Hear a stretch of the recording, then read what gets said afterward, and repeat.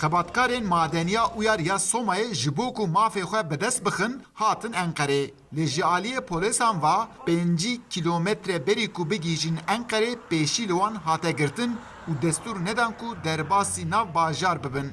Li madeniya Uyarya Soma'yê gelek qeda çêbûne, pir kes birîndar bûne an jî mirine.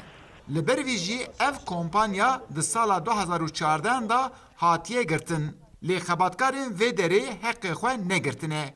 Ew li ber vî jî li Manîsayê hatine û derbasoka Enqerê da anamane.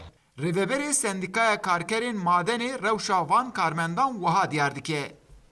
Uyar maden işçilerinin sorunu 2000'li Pirsgirêka karmendên madenê ji sala 2000 heta nihat dûme. Piştî ku ew der hata girtin, 808 karmend ne tezminata xwe girtin, ne jî heqê wan hata dayîn. Li ber vê jî em hatin Enqerê ku mafê xwe bixwazin. Lê pêşiya me astengî derxistin û nahêlin em bikevin bajarê Enqerê.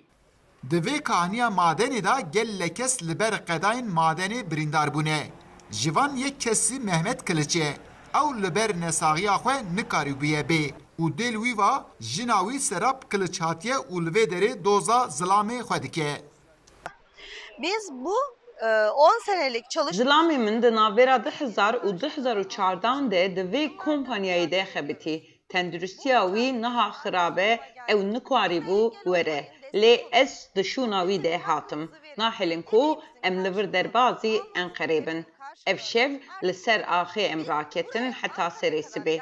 Kesek ji derdê me ra çareseriyekî jî nabîne. Bes asteng dikin. Gördüğünüz gibi betonlarda yatıyoruz. Bizi Ankara'nın işini almıyorlar. Sanki biz buraya çatışmaya geldik yani.